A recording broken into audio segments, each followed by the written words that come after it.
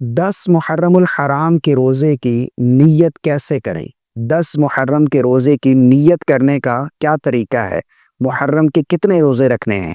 ایک روزہ یا پھر 2 روزے؟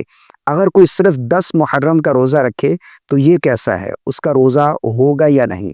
محرم کے روزے کی حقیقت کیا ہے؟ دیکھیں، نبی کریم صلی اللہ علیہ وسلم جب مدینہ تشریف لائے تو آپ نے یہودیوں کو عاشورہ کے دن روزہ رکھتے دیکھا۔ تو آقا کریم علیہ الصلوۃ والسلام نے ان سے پوچھا کہ تم یہ روزہ کیوں رکھتے ہو؟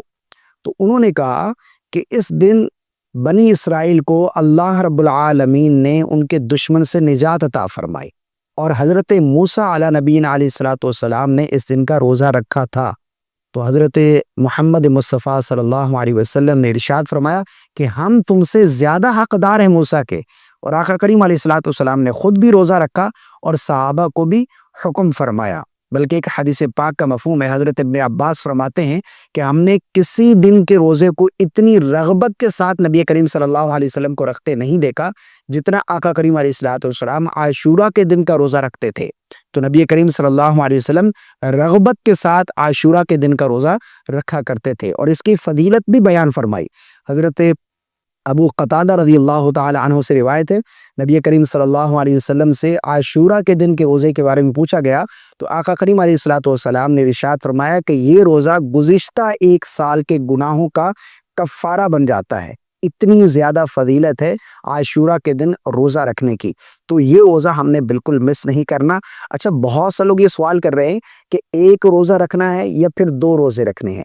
دیکھیں، بہتر اور افضل تو یہ ہے کہ 2 روزے رکھے جائیں، 9 محرم کا، 10 محرم کا، یا پھر 10 اور 11 محرم کا، یعنی عاشورہ کے دن 10 محرم کے روزے کے ساتھ پہلے یا بعد میں 1 روزہ ملا لیا جائے، یہ بہتر اور افضل ہے۔ نبی کریم صلی اللہ علیہ وسلم نے ارشاد فرمایا کہ یہودی عاشورہ کے دن کا روزہ رکھتے ہیں تو ان کی مخالفت میں 1 روزہ ساتھ ملا لو، یعنی 9 محرم اور 10 محرم کا روزہ رکھو۔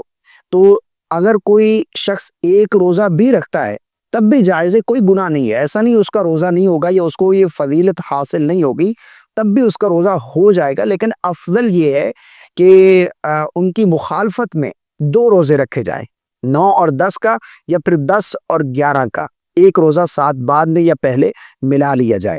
اب روزے کی نیت کیسے کرنی ہے؟ اتنی فضیلت والا روزہ ہے تو اس روزے کی نیت کرنے کا کیا طریقہ ہے؟ بہت سے لوگ یہ روزہ رکھنا چاہتے ہیں لیکن سوال کرتے ہیں کہ ہمیں نیت کا طریقہ معلوم نہیں ہے، نیت کیسے کرنی ہے؟ انما الاعمال بالنیات، اعمال کا دار و مدار نیت پر ہے۔ اب جو بھی عمل کرتے اس سے پہلے نیت کرنا یہ ضروری ہے۔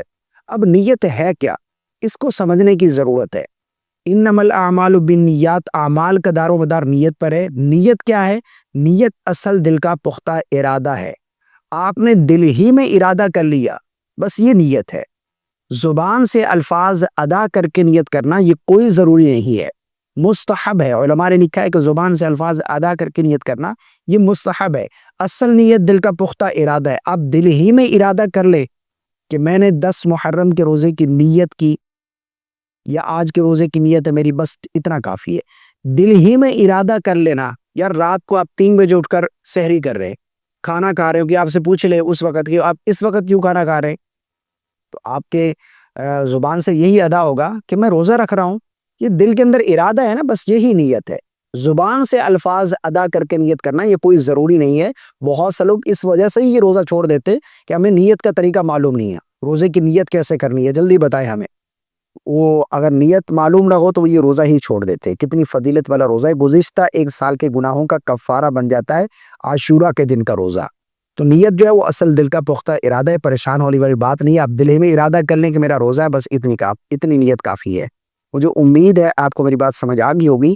اللہ تعالی ہم سب کو عمل کی توفیق عطا فرمائے۔ اس روزے کو آپ نے بالکل مس نہیں کرنا۔ اس کلپ کو شیئر کر دیجیے گا تاکہ دوسرے لوگ بھی اس سے فائدہ اٹھائیں، اور پسند آنے کی صورت میں لائک کرنا بالکل نہیں بھولیے گا۔ السلام علیکم ورحمۃ اللہ۔